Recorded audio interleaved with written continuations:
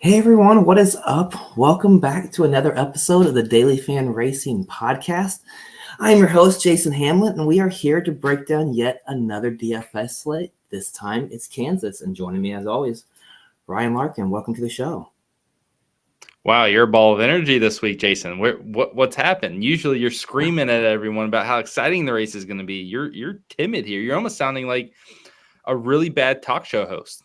You know, how has that worked out for us here, Larkin? Like, I get on here, I hype up these races, and they have just turned out to be dog shit ass every time I hype them up. You know, last week, Bristol, like, how terrible was the race at Bristol? Like, I got on here and just talked about how it's the best track on the circuit, one we all look forward to. We talked about how great the race was last time with the tire wear and how awesome it was. And then it was just one of the probably the worst races of the year, right? I think it got like a 12% on Jeff Gluck's poll. Like, what the hell's going on? Yeah, that Bristol was an absolute stinker. Not surprising. It's pretty much what I expect whenever It's not surprising. I'm surprised, like, because we had a good race last time we were here, and I felt like the night race last year was good too. Like, I felt like because that's why we wanted to, get back to the pavement, because we've seen some decent races there, I feel like. But man, the thing with Bristol is that it can be very hit or miss. When it migrates to the top and everyone's running the same speed and like in that race, it's difficult. Last year we got kind of a perfect storm of getting some cautions that kind of bunched things back up, and it created some alternate strategies, and that kind of mixed it up. When we got no cautions, that kind of set us up for just long green flag runs. Tires didn't wear out, track position was everything, and that doesn't work for what we need from Bristol. It needs to be a bottom feeding track. It needs to be more about beating the hell out of someone's rear bumper and getting them out of the way, and that creates the excitement. But maybe we'll get there. Man. It's sad. It is. It makes me sad to see the state of racing at Bristol at the moment. Like, it's in emergency mode. Like, they have to fix it.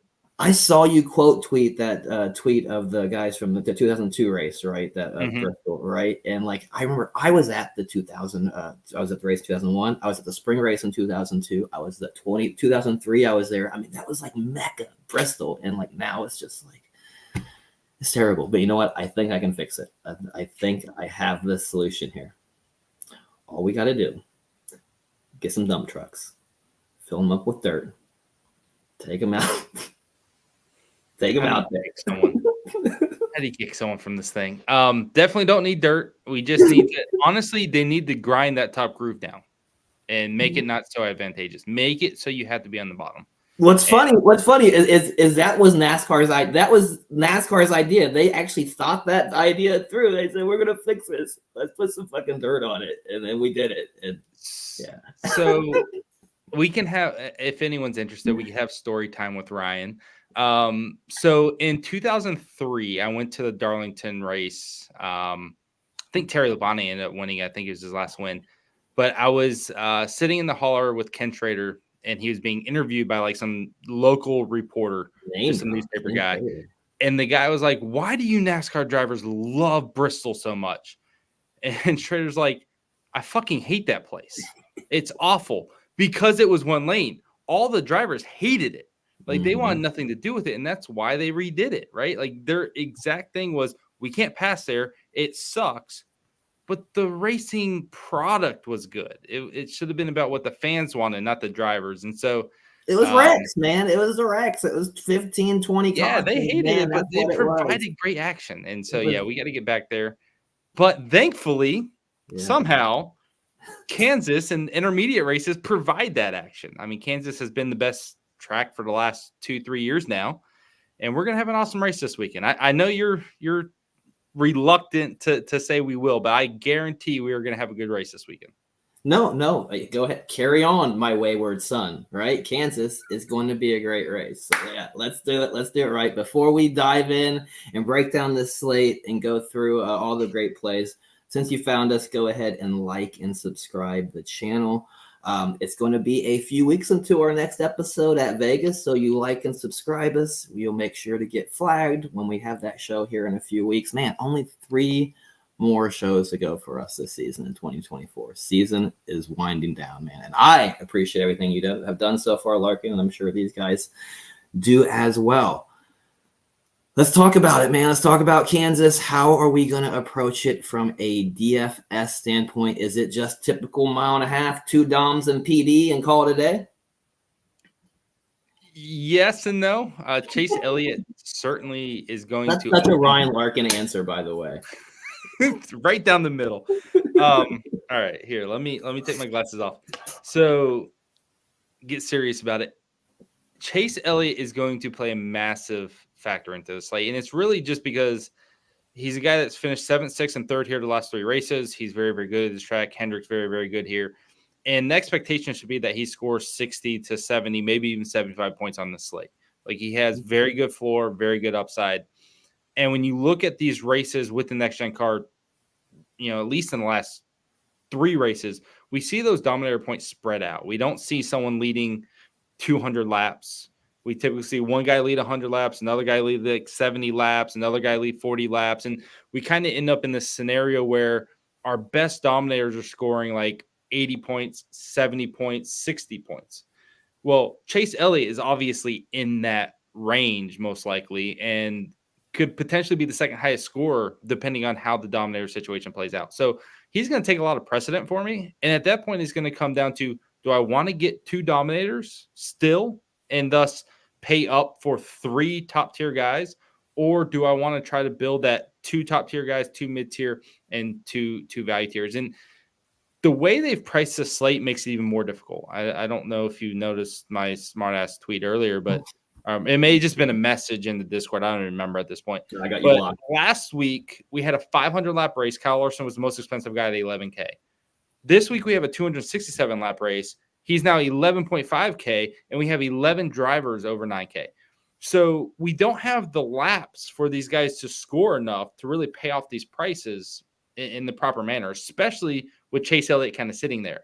If it's a 500-lap race, we're still going to, or 400-lap race, we're still going to prioritize the dominator points. But, I think Kyle Larson had the most fast laps in the spring race here, and he had like 28 fast laps. We're not talking about guys that are really separating themselves. Doesn't mean they can't, but based on what we've seen here recently, it's most likely going to be kind of spread out. And so that peak upside, especially for like the second and third dominators, just isn't as good. So when I factor that in, plus the fact that like everyone from 6K and under is just like very sketchy. I mean, very, very sketchy, unless you're into Jimmy Johnson. Maybe you like fetishes. Like Harrison Burton, Ty Dillon, Daniel Hemrick, Ryan Priest, like how much of that do you really want to play here? And if you're playing 3 top tier guys, you got to play 3 down there. And it just becomes this ideologic. Yeah, fuck it. It just becomes this thought process for me where I kind of would prefer to play 1 dominator, Chase Elliott, 2 good mid tiers. And that could be Ty Gibbs, who's a dominator, right? He's starting second, but price wise, he's lower. But then you got Chastain, Busch, or Keselowski, guys with top 10 finishing upside with place differential who could score 50 points apiece. I'd rather get like 100 points from those 2 than try to get 75 from Hamlin and 25 from Harrison Burton. Yeah. So that's just kind of where my head's at. And that's where I think lineup construction is going to be built around, is making that decision. Yeah, that makes sense when you break it down like that. I guess when you say like when I say 2 dominators and position if you're really though like whether it's 1 dominator and all positions you're really though I think in a mile and a half though you're not focusing on those guys who are probably going to start 13th to 15th, 16th, 17th, who aren't going to give you, dominator upside. Like you're going to want guys who are either going to get dominator points or who are going to score position differential probably today. You're not going to get those sneaky plays in like we do at short tracks, get that, value guy who starts 13th here, potentially, right? I mean, that's going to depend. Like, I think Bubba Wallace starts 13th. I don't have the lineup in front of me right now, but like if Bubba Wallace finished 5th at Kansas, the track he's won on, would you be shocked? And if Bubba Wallace is 5th with 10 fast laps at his price point, I feel like, 9K, like that could work. Gibbs 9,200. He starts second this. Maybe I shouldn't factor him. I think we can start talking about the play. Yeah, let's start talking. We can start. You're talking about plays. We can start talking about plays. We can start digging into it. But yeah, I think Bubba is a guy that you would think is going to score some dominator points when you play him at 13th, right? You're probably not playing him. Yeah, if you're playing him, you're wanting something, right? Yeah. But I do think, yeah, I don't know. There's a lot of good plays. I feel like, Well, let's talk there. about them then. Let's just Okay, get into it. Let's get go into ahead. the meat and Go. potatoes. Let's start talking about. Let's start from the top. Let's work our way down. I was kind of surprised to hear the angle about the dominators that where you're the way we're talking. The two dominators may not be the play, and like we'll get into Chase Elliott and how he fits into this, but two guys at the top price, right? Hamlin and Larson, right? These are two guys who have each been optimal in four out of 5 next gen races here. They have been optimal together in the last 3, and all 3 of those they were priced 10,500 or higher every single time, right? Larson started top 3 in all 4 of the times that he was optimal. 11th, which is where he starts today, is the farthest back he's ever started in the next gen race. So with that being said, how are we approaching Hamlin and Larson? Like, it seems to me like, Toyota typically always dominates this track, right? Toyota won the trucks. Toyota won Xfinity. It's just as simple as stack the Yodas and Larson, call it a day. Yeah. So I want to start with a stat of sorts that I think kind of ties into this pretty importantly. So we've had 5 next gen races here. That's 1,337 laps. HMS, JGR, and 2311, which I just call JGR and 2311 the same freaking team because they essentially are. They have led 1,050 of those 1,337 in terms of laps led. That's 78.5% of the laps here in the next gen era. We know those dominator points are going to these guys and these two teams essentially. And Hamlin and Larson have been the 2 best, right? So we're definitely going to focus on them because it doesn't matter where they start. Yes, Larson's had the They've also been advantage the in 2 terms of best all year, here, arguably, too, but right? like Hamlin started 14th in one race and was up at the front, right? Like it, regardless of where they start, whether it's second or 14th, I think they're both going to end up and migrate to the front with fast laps and lead at points at this race. Like that's just the way it's been. The question for me is, do they score enough? So they both were pretty big dominators here in the spring. Mm-hmm. They both scored 76 points. And when you juxtapose that with the salaries and the Chase Elliott play, that has me worried. Where, in that spring race, we didn't really have any other dominators that scored a ton.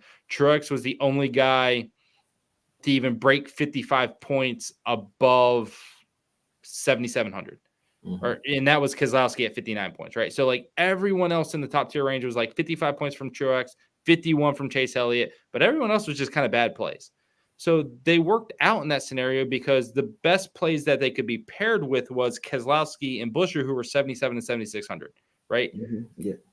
It's Now we got this interesting Chase note. Elliott It's thing. interesting note in that race because you're about to talk about Chase Elliott. Is William Byron in that race started 36th and was a slam dunk chalk everybody play and finished 23rd. Not optimal.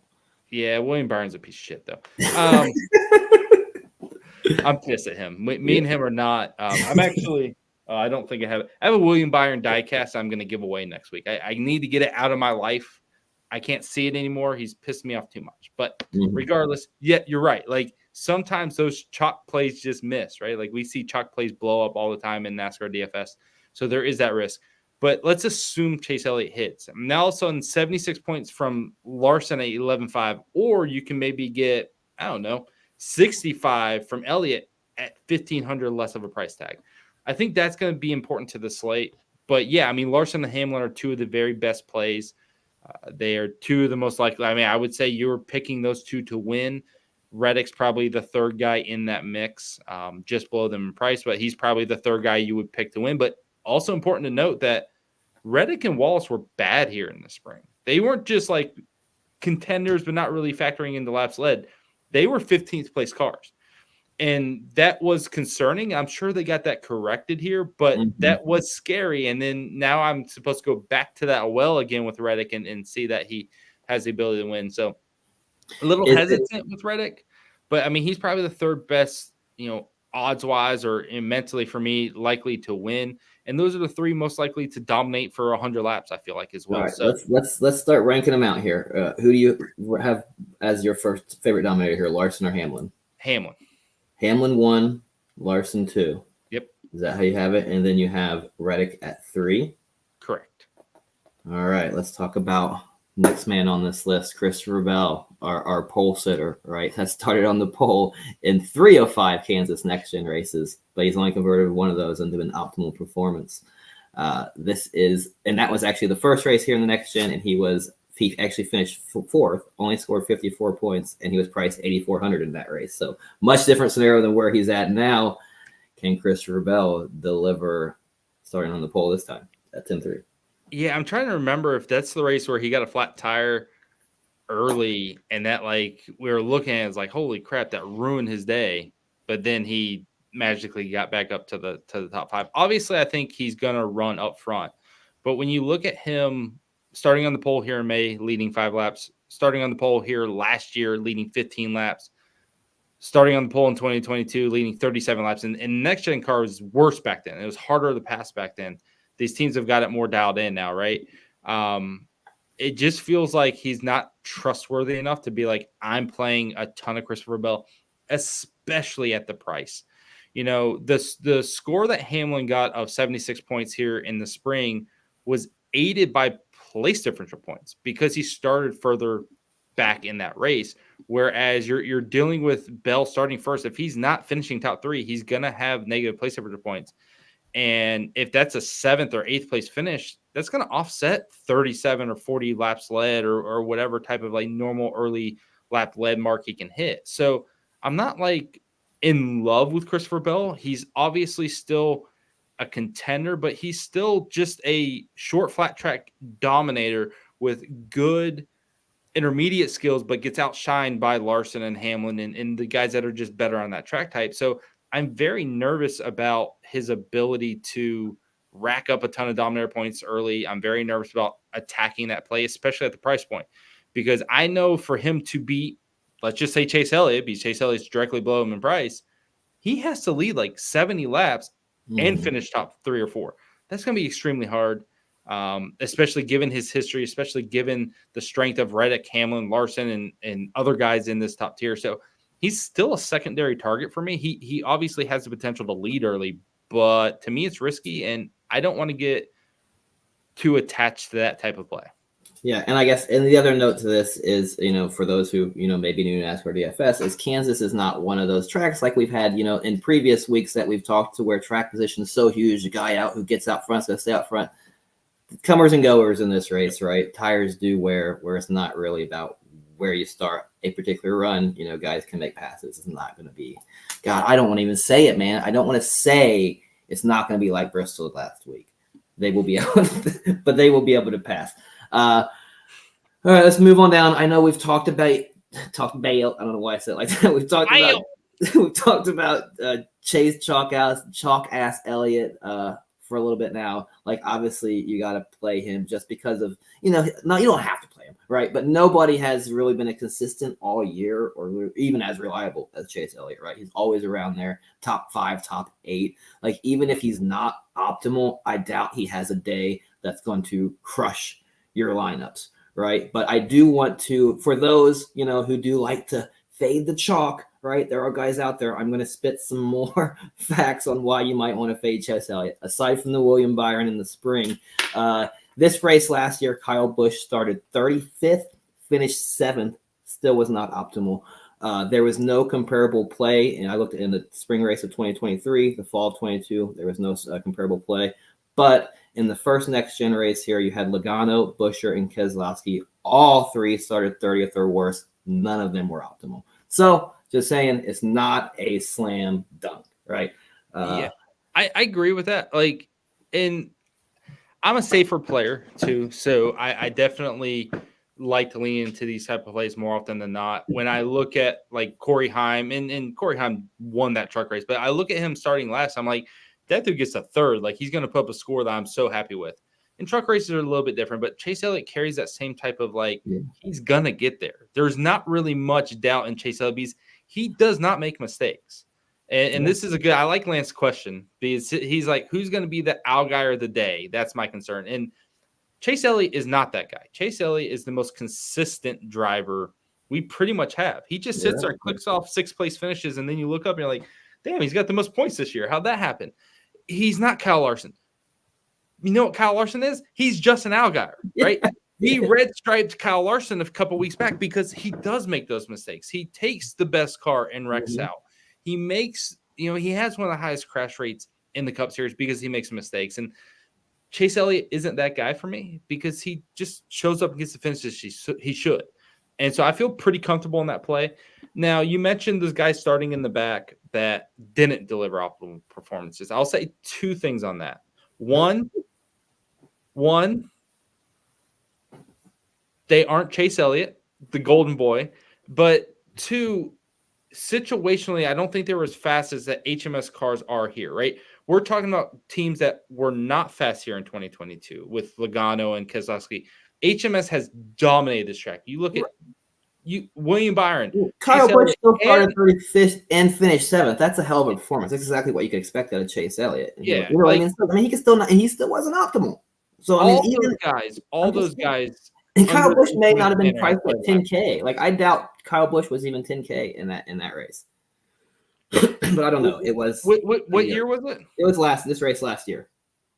This race last year, he was probably pretty expensive, honestly. But could have been right. I mean, because at that point they were still talking about how he's the greatest damn driver because he won one race. But anyway, obviously there's obvious reasons why you got to play Chase. Yeah, we can move on from Chase. Yeah, we don't have to beat that horse. Everybody knows. Somebody can never play him before, will look it up and be like, oh, I got to play Chase Elliott because name, right, without even knowing anything about DFS. So we're cool. Real quick, if Larson and Hamlin score 80 points each, and Elliott scores 65, 65, then maybe you do want to pay up to be perfect. Absolutely. But if you're trying to make money and you're trying to profit long term, who wants to do that? That's my problem. Is I never try to make money. I'm like, I want to try to win first. At the end of the day, just try to profit and not try to swing for the fences, and maybe you'll make more money long term. I don't know. But I really like it. But yes, let's move on. Yeah, let's move on. Let's talk. Next guy on the list here. Actually, 3 Fords, believe it or not, were optimal in this race in the spring. So let's talk about a couple Fords here. We got Ryan Blaney, obviously Joe Logano. You can actually talk about anybody here. Really, I want to know your thoughts on anybody you think is that you liked as better potential dominator in this range over Bell, right? We don't really like Bell. Is anybody else you'd like maybe as a sneakier play that you'd put rank over Bell? Between Blaney, Logano, Byron. I think Gibbs. If you're playing it straight up, I think Gibbs is maybe that guy. It's tricky to trust Ty Gibbs, but he has shown up on a couple of intermediates this year and smoked them. Like he has been a true dominator. Darlington earlier in the year, he looked like a threat to win it. I think it was Vegas in the very start of the year. He collected a ton of fast laps and drove straight to the front. He has shown signs on intermediates of being better than Bell this year. Now, Gibbs is less consistent. He makes more mistakes. He's definitely not someone you can go out of your way and just trust wholeheartedly. But on intermediates, he has been strong. He has shown that ability to get top 5 finishes. He has shown elite speed. And at 9K, it's an interesting price, or 9.2. It's an interesting price tag. Even if he's not leading 80 laps, if he's finishing top 4 or 5, getting a 20 fast laps and maybe leading for 20 laps, that could be enough at that price point instead of battling 10,300 or 11,000 with Hamlin or something like that. So is it Gibbs over Bell? Would you rank Gibbs over Bell as a dominator? Honestly, I think I would. Okay. That feels so wrong to say because I'm picking someone over a pole sitter, but I kind of feel like I would. You're picking the outside pole sitter. It's not that crazy. It's not that great, but ownership-wise, I think he's slightly better. Bell has failed from the pole here, recently, twice, back-to-back races. Gibbs has been a little bit faster in general, I feel like, on the intermediates. I just kind of like Ty Gibbs in the spot. I'm not going to go super heavy. It's still contrarian play, but, I think Gibbs is a worthwhile pivot off of Bell if you're just trying to be a little different, and that's going to help free up salary because if you were playing Bell, you were still going to try to get a Hamlin and a Larson or a Hamlin and an Elliott or, Larson and Elliott or whatever. You're going to still try to play 2 top-tier plays with Bell. You weren't going to bank on Bell leading 200 laps and shutting all the other guys out. So paying down from Bell, saving some salary, getting up from Harrison Burton or whatever, I think it's worth a look. And probably something I'll do at a small percentage. Yeah, I don't know. I'm probably leaning being probably under the field on both of those guys. I feel like, and Javi just playing the PD and Dominator upside. But yeah, those guys, can definitely deliver, and I'll probably be wrong, like typical. Bubba, and I guess, is there anybody else you like as Dominator? Like, I'm feeling like Bubba is a guy who we would lump in as a potential Dominator here, but is that wrong based on the spring performance? Are you not viewing him as that in that way this week as we go into that? And if you are, like, where does he fall into that Gibbs No, belt? he's definitely in play. You can't ignore him. Like, I kind of want to throw the spring race out and just say, okay, they tried something and it didn't work, and they're going to revert back to what was working, because the Gibbs guys were still pretty strong. And then before that, 23-11, one here with Kurt Busch, one here with Bubba Wallace, one here with Tyler Reddick. They won here with all three of their drivers. They're obviously really strong. I feel like he's still a top 5 threat. I feel like he's going to click off some fast laps.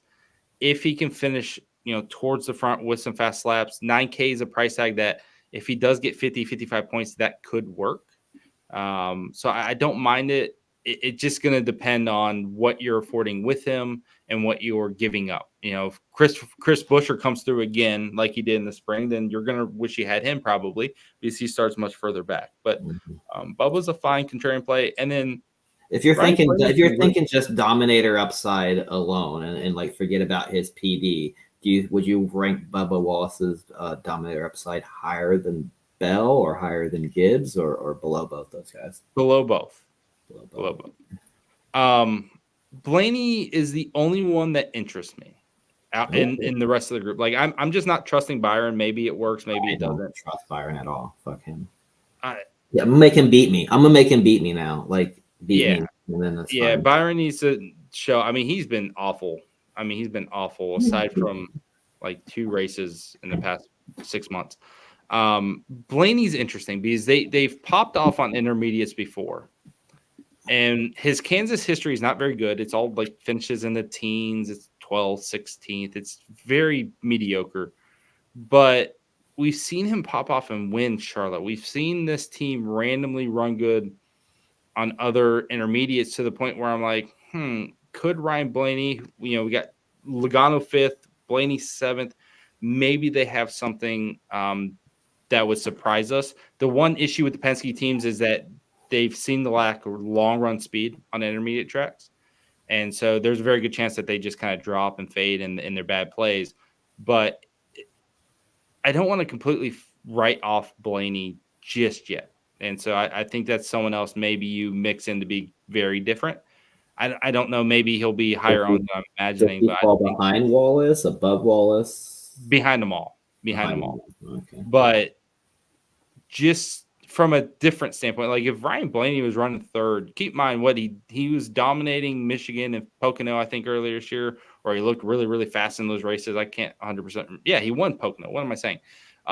Nearly won the Brickyard 400 as well. Like, not exactly tracks that correlate perfectly, but high speed ovals, right? And so fast cars go fast. Theoretically, maybe they have something here that can contend that goes against the HMS, Gibbs dominance. No, I get it. Like I said, I mean, we all played like I said, we all jammed HMS and Toyota into our lineups in the spring. And I already mentioned it, 3 Fords were optimal in the spring, right? So we could definitely see a scenario like that play out. Kansas can be fun. And then we get Kyle Busch. Right? Yeah, that's what I was gonna say. Is can Kyle Busch do fast laps here? Speed 3rd starting? Like, I don't know. Yeah. Kyle fucking Busch, right? You were just dogging on him last week about being overrated. Is he? He's overrated as hell. 8,800, right? I mean, Chevys look like they got some speed. We've seen RCR have speed on intermediates, not this year, really, right? But in the past, does Kyle Busch in play at all? Yeah, he is. I mean, he had 14 laps led and 14 fast laps here in an 8th place finish in the spring. 8,800. He's starting towards the front. Would it shock you if he got the jump on Ty Gibbs and Christopher Bell? Like, let's call a spade a spade. Kyle Busch is way better than those two in terms of race restarts, getting going, jumping out there. And if you give him the lead to start this race randomly, I can easily see him clicking off 40, 50 laps led. Where would This you track, rank? Where would Bush fall in this? he's probably still at the bottom. Like I Below still wouldn't Blaney, necessarily. I still want to play. He'd be above Blaney, I guess, but he's below not going to be Wallace. above any of the Toyotas because you just have all this track record of all the Toyotas doing it. But in Yeah, terms of like playing out a scenario where Kyle Busch gets a really good run off turn 4 on lap 1, passes both those guys, that started on the front row and grabs the lead, I think that's totally plausible. And this has been RCR's potentially best track. They've had a couple of other good ones, obviously California, but that track doesn't even exist for us anymore. But when you look at it, even with Reddick, they were strong here. And I just feel like the speed is good enough for him to potentially grab the lead for a little bit and maybe surprise some people.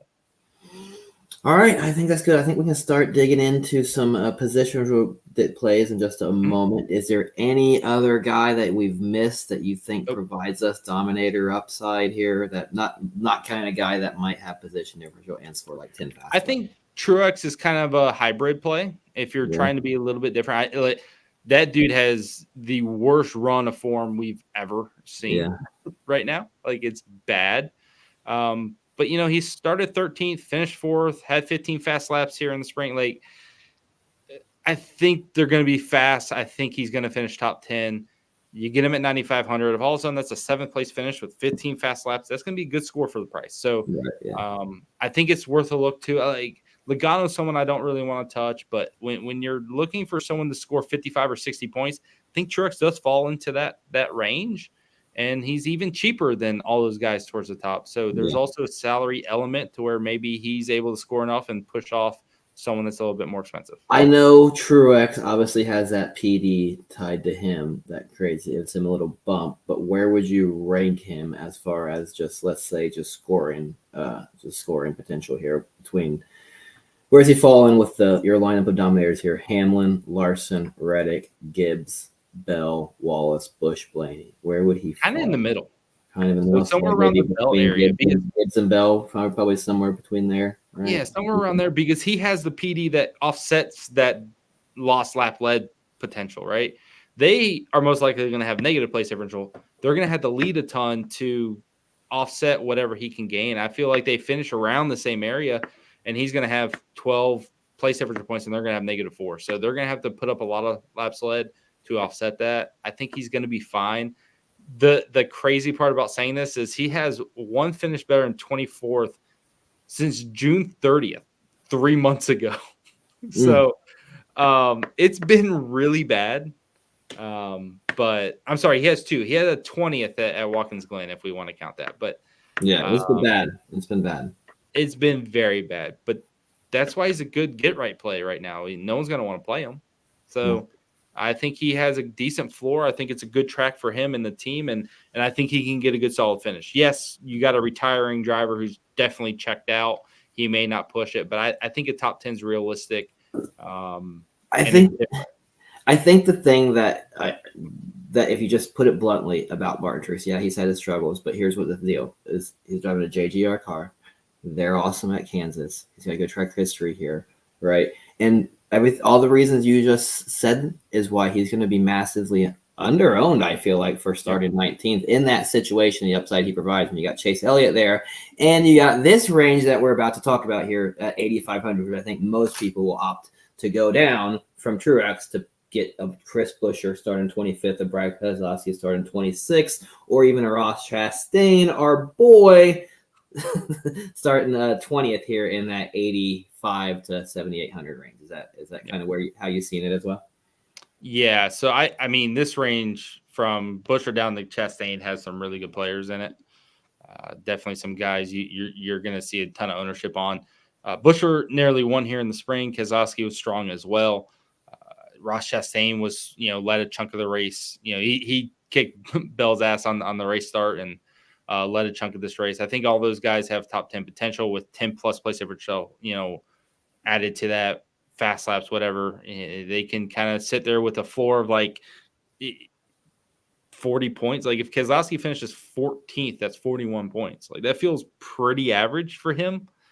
And when you look at his intermediate performance this year, he should be running like 7th. So I feel pretty good about those two. Butcher, Keselowski, Chastain definitely has the upside. Maybe not as reliable, but 7,800 is a great price tag there. And then Alex Bowman's going to be the last guy. Yeah, I'm probably not. Briscoe's been amazing. I'm probably not in on the Briscoe thing, but Bowman has been fantastic here. One of his best tracks as well, which is normal. He's a great intermediate, high tire wear guy. Like if Chicago was still here, he would contend at Chicago. He's good at all these type tracks.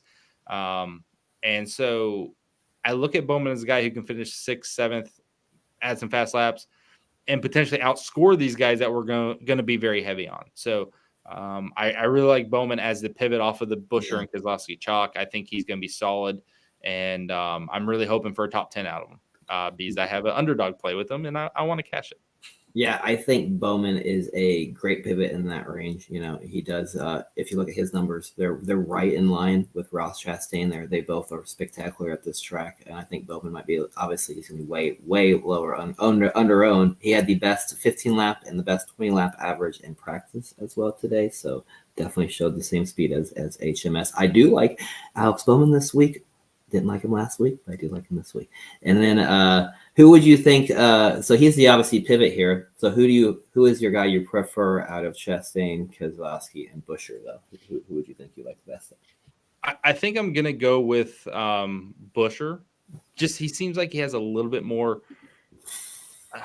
outside. But man, that's our boy, man. Fastest in practice. He's priced all the way down at 7,800, starting 20th. Third best average running position, fourth best average finish here in the next gen, and you can't even rank him over Buescher and Keselowski, man. I thought we were like watermelon fans. I thought we were like in this together, and then you just fucking shit on I'm big into recency, and he was 13th and 19th in practice. What gets more recent than today in practice? Cool. And what was his 10 lap average? So he put down the best single lap, right?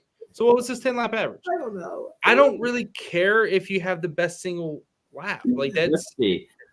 Almost irrelevant. Let's see. So he was. I'll pull it up. I already got it here. So let's do 10 lap average to start.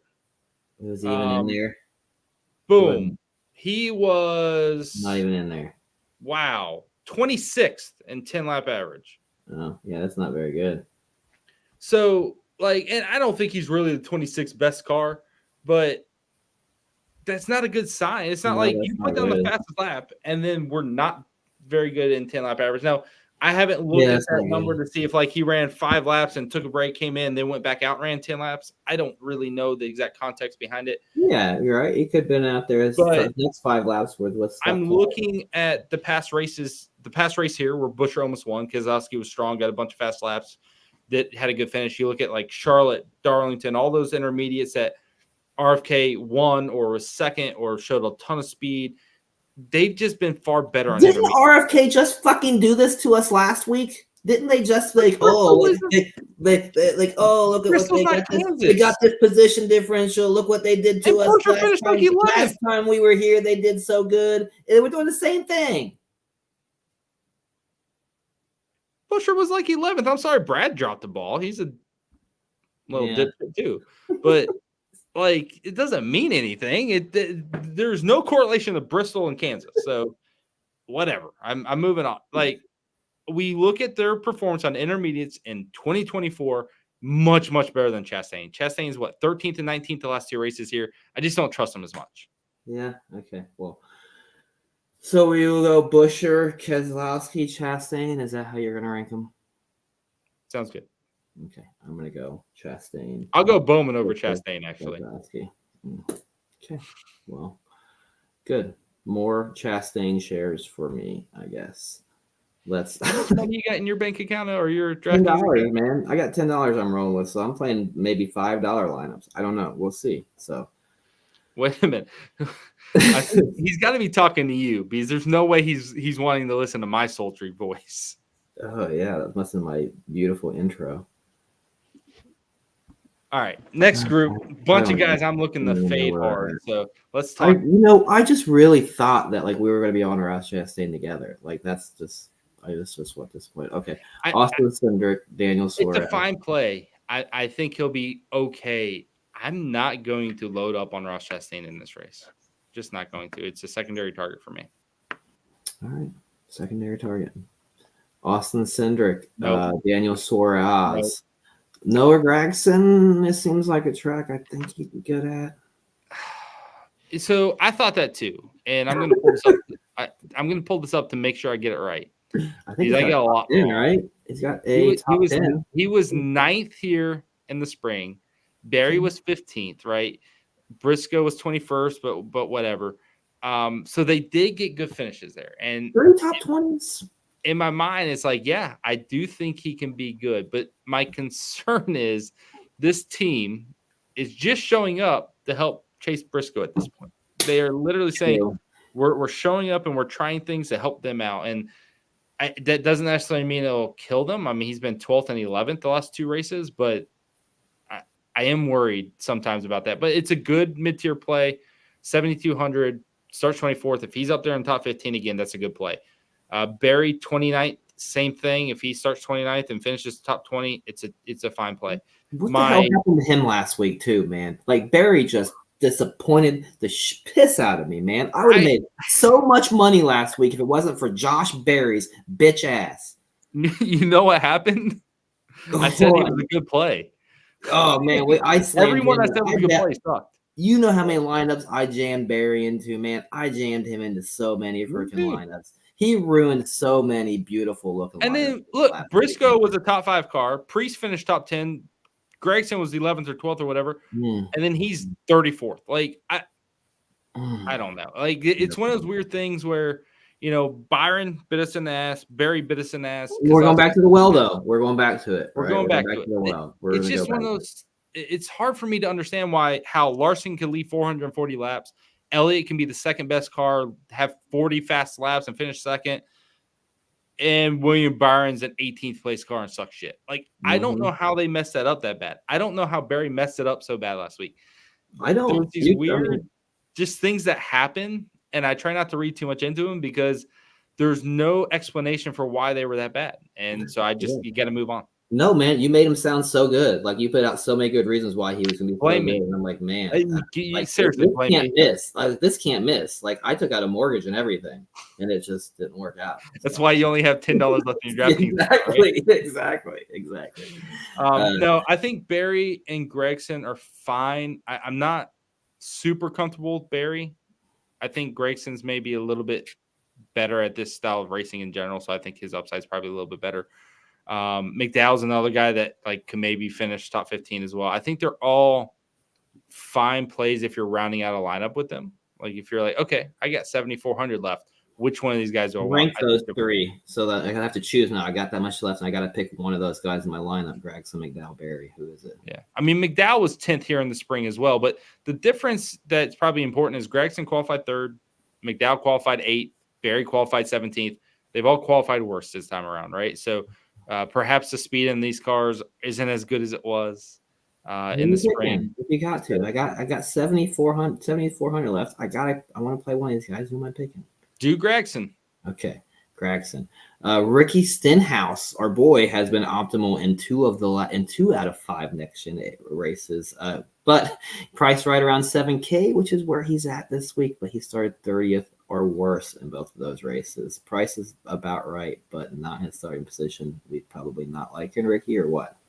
Yeah, not really into it. I mean, this is pretty high for Ricky Stenhouse, if we're being honest. Yeah, getting up there is, but he's been good here. Is probably why. But yeah. I mean, he's fine here. He's been decent overall, like on intermediates at any point this year. If he finished 14th, will we be shocked? No, but I don't know if that's good enough. This is a type of play that I was referring to in the intro about the types of plays that don't make sense in an intermediate. It's like Ricky Stenhouse at 6,700 starting 18th. It's like that, like not Ricky, but somebody starting 18th on like a short and flat who might keep his track position starting 6,700. Yeah, could make sense. Here, it's just not going to pay off, right? You're going to need position differential. Carson Hocevar is another guy who I want to play at. Because he's been so good, but he keeps starting here. I just can't feel like I can reach him. But can we play Carson this week? I feel like it's the same situation. No, not. I mean, dude, if he keeps rolling, grabs another top 10, okay. It's just not. I mean, that's probably not a wise. He's not going to kill you, even if he does, right? He may be optimal, but he's not going to kill you. He's not going to bury you. I think. Yeah, he's definitely someone you want to mix in at a small amount. You know, he was like 12th, 8th, 10th on some fast tracks. If you're playing But 20 lineups, how many are Carson? 0 for me. But that is just because of the way I play. Okay. It's just what's his realistic up? Do you really think he's finishing top 10? And if the answer is no, you I don't mean, he play. could, but I'd rather bet I'd rather bet him to finish top 10. I bet you his odds are probably that'd be a funner bet. You know, I don't know than jamming him to DFS lineup. Then you got to hit everything else right. I don't know. That's just I feel like in those situations. No, I agree. Top 10.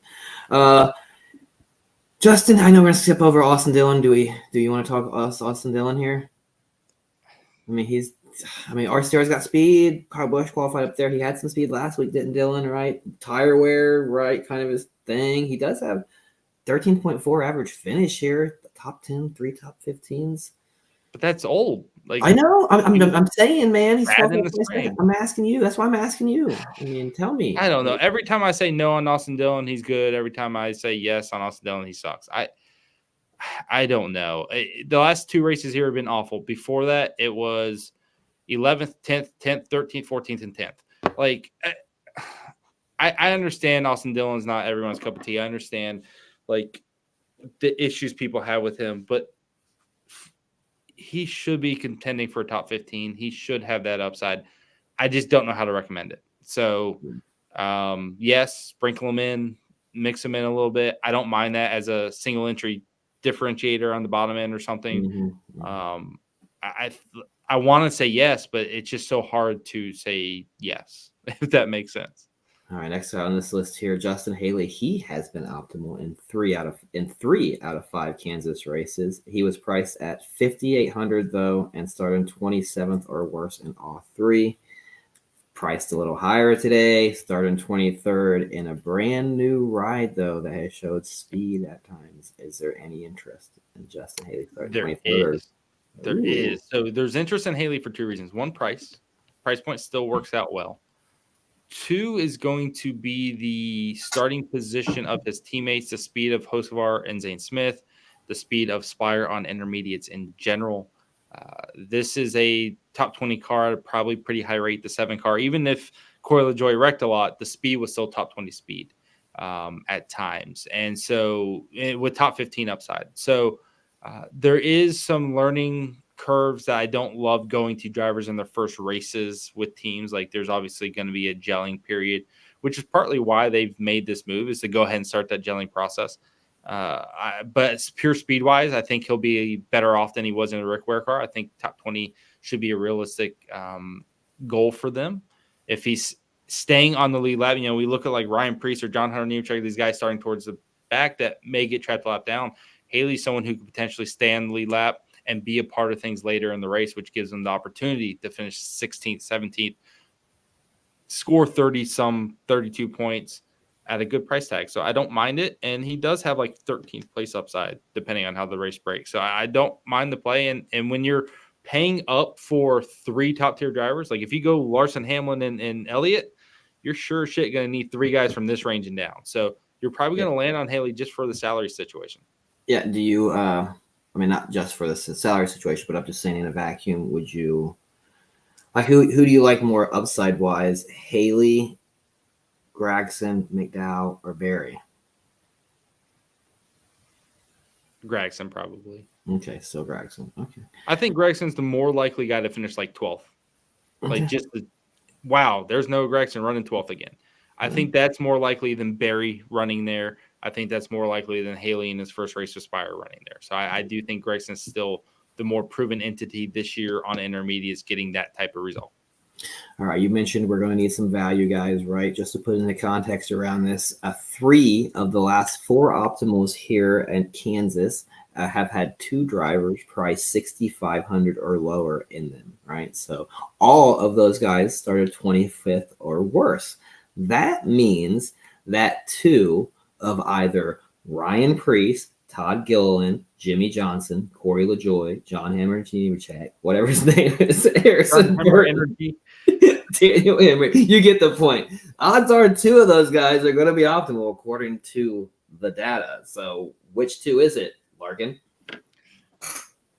Yeah, so Jones, I'm fine fading. Zane Smith starting 15th, I'm fine fading. Although Zane Smith's been strong here the last month. Zane's been pretty solid, so let's give him his due. And JJ Ellie, I want no part of with that team. But I do think there's a very good chance that we need two guys from this range, right? Whether you're playing one dominator and Chase Elliott and then two mid-tier guys, or if you're paying up for three guys at the top, I think you need at least two from this range. Is Ryan Preece gonna break the slate again, man? Like, he's been tearing some shit up, hasn't he? Like, hasn't he been scoring pretty well? Like, 2 of the last 3 weeks, I feel like. Who's that? Ryan Preece. Like, I feel like he's been scoring well. Has he not? Yeah. Oh, yeah. He's got back-to-back top 10s. He's finished. He's going to break the slate again.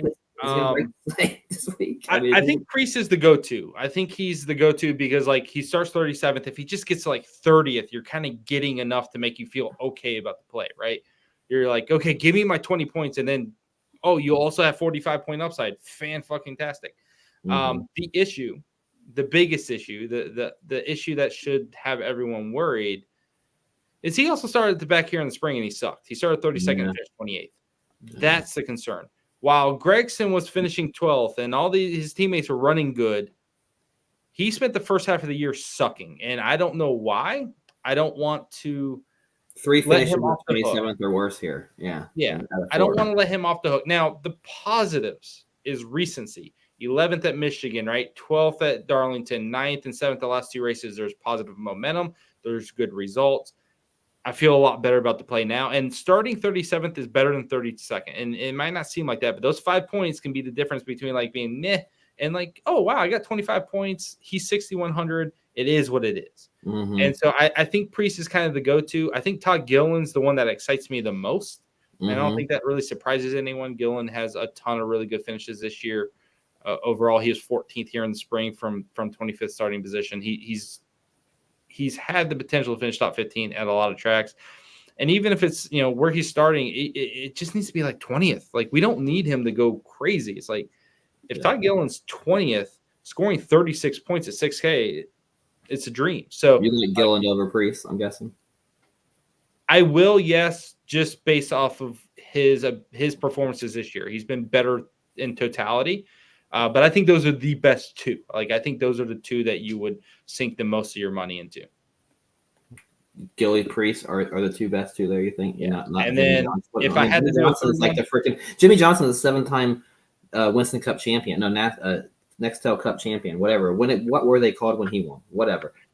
You're not playing him starting 35th. You know what? He's the 7-time of the 7-time wrecking this year.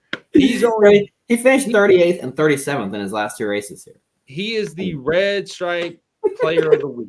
That's right. He has not had a next-gen race in which he has not wrecked. Yeah. Period. That's right. He has wrecked every single damn time.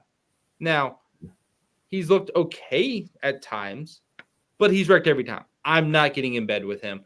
Also, this team sucks shit. Legacy Motor Club sucks. Almost sucks as bad.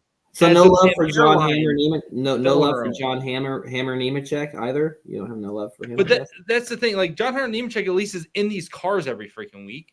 At least, if he gets track position, he knows how to take advantage of it. You look at him in the spring, started 29th, finished 13th. Yeah. He's at least done it. Jimmy Johnson's just torn shit up. So yes, Jimmy starts 35th. If he finishes 20th, it's a fantastic day. His best finish in the next gen car is like 28th. I don't know how you even get there mentally. It's definitely a contrarian play. You can play him just for the sake that it's cheap and starts last. That's it. Yeah. Yeah. He's not even that cheap. Like, if you want cheap, you could go cheaper for that. Like, I'd rather have Ty Dillon. Yeah. I'd rather have Kaz Grala starting if you're seeing for money. Right? Whoa. You wouldn't rather have Kaz over Jimmy Johnson? Kaz has a couple of good finishes, but 34th, 33rd, 34th, 35th, and 37th in his last 8 races. Like, that's bad. Kaz been bad. That's pretty bad, but Jimmy Johnson's been pretty bad too. Bad. Pretty bad. No, I like Ty Dillon to me. When you look at his finishes, I will throw out the Coke 600, that 36th place finish. 16th, that's a road course, whatever. 20th at New Hampshire, 19th at the Brickyard, 26th. Like, he just kind of is there. He doesn't make mistakes. He gets the finish, and it's like, oh, cool. I got 25 points from Ty Dillon at 5,200. I think that's what the right way to go. You know, it's So you would rank Ty Dillon over John Hammer or under John Hammer? Yes, actually, because of salary. Yes, I think the salary kind of you'll end up wanting to pay up for Priest and Gillen, and the way to get there's Ty Dillon. Okay. And when you just look at like Ty Dillon's average score here, it's 28 points per race, 29.5, 27.5, 39. Like, as long as he keeps it clean, he's probably going to get you 25 points. And, you know, Daniel Hemrick kind of falls into that too, honestly. I mean, Hemrick's another guy who's, you look up and he's like, oh, he's got 30 points. So I think Hemrick and Ty Dillon are fine punts. If you got a punt, I'd rather kind of have those guys riding around, staying out of trouble. Ty Dillon over Hemrick, though. Yeah, I just like to. I don't ask me fucking why. I don't need to have good reasoning. This is such a fun question to ask because I don't think I would have ever thought I'd get to ask this question. But is there anybody else in this range we haven't spoken about that you might like more than Ty Dillon? It's just keep in mind, Derek Krause had 29 fast laps in this car. Did he? Because of tires, right? Right. That's the thing we haven't talked about is the tires, right? One of these guys can come out off cycle with fresh tires, right, and start spitting off some fast laps. So that's the last caveat we need to talk about with these guys is: does someone get a flat tire, have to pit off sequence, go out there, rip off 20 fast laps? That can change the race. That's what happened, earlier this year with Derek Krause. That's certainly possible with some other guys as well. I think that's maybe reasoning to spread ownership out a little bit. Like you can sit there and say, yeah, I don't like Harrison Burton, but if he stays on the lead lap long enough, gets off sequence, gets me 20 fast laps around there, 15 or 12, like 12 fast laps is still almost 6 points. It's 5.5 points, right? Like that's a good enough boost to take someone from not a good play to a decent play in this range. So, I think, all these guys are technically in play. I do like Ty Dillon. I probably feel you said it like 7 times now. God. All right, move on so I don't say it again. No, I just can't believe how much you keep saying it. The love for Ty Dillon. I can't wait to hear him in your core. I have no. Ty Dillon no. Going on. I have built like 12 different lineups, just playing around with the top tier and stuff. And salary wise, I just keep getting stuck to the point where it's like, I'm just going to punt with Ty Dillon. And that's why I like him. Not necessarily because I think he's going to finish 12th. It's just sense, like, man. I want to afford Kyle Larson. I want to afford Denny Hamlin. I want to get the guys that can score a ton of points. And I want to chase those upsides. And Ty Dillon's the guy that's getting me there. So, that's kind of why I'm doing it. So we got, just to recap value here, then we'll move on and start wrapping this thing up, is we got Gilly, Priest, and Ty Dillon is how you'd rank probably your top 3 value options here. Yep. Then Hemrick and Nemechek. And would you rank Haley over all of those guys? Would you rather be on Haley? No. Where would you put Haley at in that? Then? Right smack in the middle, right around, just above Ty Dillon. Just above Ty Dillon? Just above Ty Dillon. God, he's above Ty Dillon. All right, let's get to let's get to our core, right? So stupid. No, let's all for fun. It's Ty Dillon. Like, how often we can have so much fun talking about Ty Dillon? Like, he's been awesome. Like 3. I hope he hears this. Like, when was the last? Like, has he ever gotten this much airtime on any like podcast, radio show? Probably not, man. Like, it's been 7 or 8 minutes we're talking about Ty Dillon. All right, let's talk about. Did you know? Speaking of the fast lap thing, did you know in his last race he had 21 fast laps? Ty Dillon did. I believe it. I believe it. I'm sold, man. I'm taking out a third mortgage this week. It was a high tire track in Richmond. He pitted off cycle and got 21 fast laps. There you go. Where did he finish? 26th. What? There you go. 30-point day. I move on before I get people too bought in. I know, man. We are just all in on Ty Dillon. All right, let's wrap this bitch up. If you guys are new here, we typically wrap it up. Larkin will give us a core 4. Let's start with that. Give us 4 core 4 plays. These are 4 guys that we can build our lineups around. It may not be all 4 of these guys in one lineup, but some combination of these 4 are going to be in the optimal. Sometimes that combination is 1, but it's still a combination. I'm just joking. It's hardly Kyle Larson last week. I got the 1. You nailed the winner too, buddy. Yeah. All right. So Ty Dillon, Austin Dillon, AJ Dillon,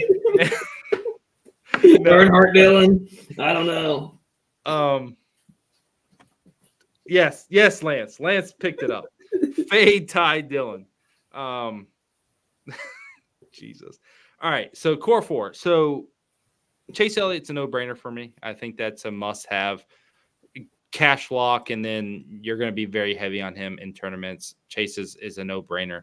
I'm going to stick with Denny Hamlin over Kyle Larson. It makes me nervous because Kyle Larson's Kyle Larson, but I do slightly like Hamlin over Larson as that top-tier dominator. I also really am going to be invested in Todd Gilliland. We talked about this from a value perspective. We're going to have to save some salary. I'm going to be heavily invested in Todd Gilliland.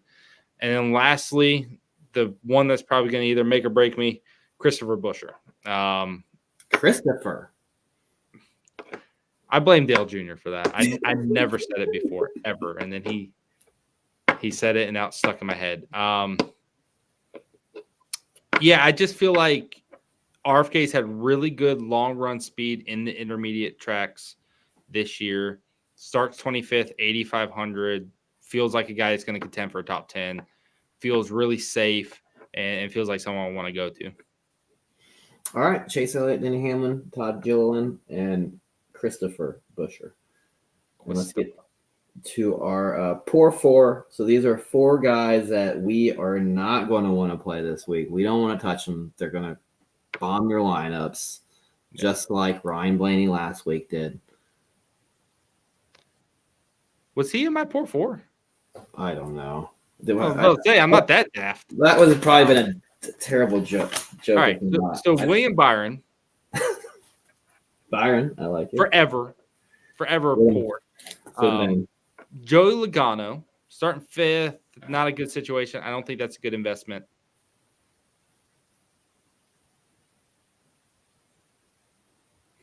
Oh, God. I pressed something I shouldn't have pressed. I need a couple of other ones. I don't want to just say fade top 10 starters either. I'm trying to find something that's decent. Corey LaJoy. We did not talk about him at all.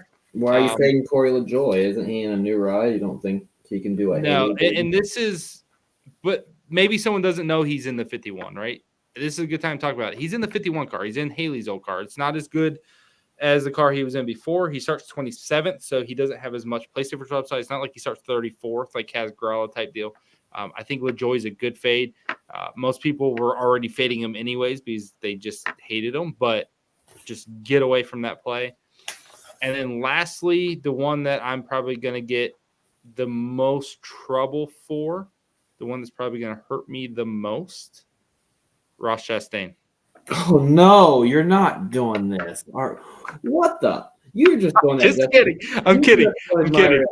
I just want to mess with you. No, it's Daniel Suarez, the other Trackhouse car. I don't think Daniel Suarez starting 10th is a good play. I didn't want to just say fade top 10 guys, but I think that's the smartest thing to do. Daniel Suarez starts too high for me. I don't think he's going to have good race pace. I want to get away from that play. Just to clear your name, Blaney was not in your poor 4 last week. I went back and looked at my notes. He was not, but he has fucked us, I feel like, a lot from the poor 4. Like, I feel like every time he makes it there, he messes with us. Dude, Blaney has been the hardest person for me to get right. All right, let's get to the 4 more. So these are 4 more plays, right? These are guys who we're going to not sprinkle in, but these are maybe leverage plays, right? Maybe guys to pivot off of the chalk that we like, right? Some 4 more, just bonus plays. Look at it like that. They could be the play bonus that makes you the money, right? All right, Ty Dillon. Ty Dillon, I love it. I'm serious about it because he's cheap. I'm serious. He's going to be 8% owned, and I'm serious. Ty Dillon. 8%. He won't even be 8%. He'll be 3.5%. Ty Dillon. Tyler Reddick. I think there's going to be a narrative that Reddick's not been as consistent. He's been very hit or miss here recently. Earlier in the year, he's incredibly consistent. Recently, he struggled. He struggled here in the spring. Larson and Hamlin are going to dwarf him in terms of ownership. Saving some salary, getting Reddick, the fact that he starts fourth, has won here recently. I think Reddick's a good secondary dominator play off of the Larson and Hamlin chalk. And so I do think it's a good tournament play to be in on. Martin Truex Jr. start 19th. I think Busch or Keselowski are going to be popular below him in price. You got this range of 9,500 is kind of expensive. Would you rather pay it for a dominator? But maybe Truex slides in there. I think that's a good sneaky play. And then Alex Bowman that fits right there in that group. Busch or Keselowski popular. I think Chastain sees some ownership. I think Chastain's a decent play as well. But Bowman probably won't see the same ownership. Those guys, I feel pretty confident he won't. But great track history here. Definitely has really good upside. Only 8K. He'll fit in well. And so I think Bowman's a good GPP play. All right, man, you did it again. I think you did it. We're about to wrap it up. Just to recap here, our core four for this week is going to be Chase Elliott, Denny Hamlin, Todd Gilliland, Christopher Buescher. Poor four is going to be William Byron, Joey Gargano, Corey LaJoie, Daniel Suarez. Four more, Ty motherfucking Dillon, Tyler Reddick, Truex Jr., and Alex Bowman. Also recap Dominator rankings that we did earlier. Hamlin, Larson, Reddick, Gibbs, Bell, Wallace, Busch, Blaney. Finish us off here. Let's go 2 in a row, right? We did 2 podcasts in a row. You got the winner last week. Might as well give us 2 winners in a row. Give us the winner. Tyler Reddick, plus 700. Larson's plus 350. Very, for a cup race, that's pretty impressive. Yeah, I think Reddick's the surprise winner. I think everyone's going to kind of be keying on Larson and Hamlin. I think Reddick's, they're going to learn from that race earlier this year here, and I think he's going to show up and be the guy to beat. I like it, man. I think we got a shot here at going 2 in a row. And look at you talking odds, man. Got the odds on point, man. Looking at that, you sound like a. Hey, I've had a really good betting month. I don't even know what's happened, but I'm up like $200 on DraftKings. Don't. You're not going to turn into a betting bro, are you? No, I'm not a douchebag. You're going to start showing me your unit after the show and shit. Like, I don't want to play that game. So my units are small. All right. On that note, guys, thanks for listening. Thanks for watching. As always, hit the like and subscribe button. If you made it this far, you obviously liked it, so you might as well subscribe it and watch it again.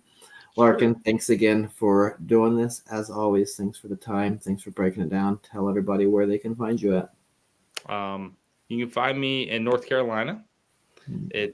Are you holding up all right? They got you dodge all the flooding over there. So I'm good. My area is good. There's minor flooding here, but Dustin, who does work for us, he's in the part of the country, part of North Carolina that got destroyed. So I actually he texted me, and then I haven't heard anything in 24 hours. So but a lot of the cell towers and stuff got destroyed. So there's no cell service. There's no power. So if his phone died, it's hard for him to charge it. But ton of flooding, 40. You cannot drive on Interstate 40 anymore that direction. It's wiped out. So yeah, it's pretty bad out that direction where he's from. So hopefully he's all right. Hopefully they're doing all right. But we've been okay here. Little, couple trees down here and there type deal. But definitely tough situation in the western part of North Carolina and some other areas. So hopefully, anyone we know isn't affected too bad and are okay. Yeah, we'll keep Dustin in our prayers and keep everybody else out there who's been affected in our prayers. And obviously you with your tree down, we'll keep you in your prayers as well. We want to make sure you get through that. So thank you all for watching and listening, and we'll see you guys in 3 weeks at Vegas. Thanks. See you guys.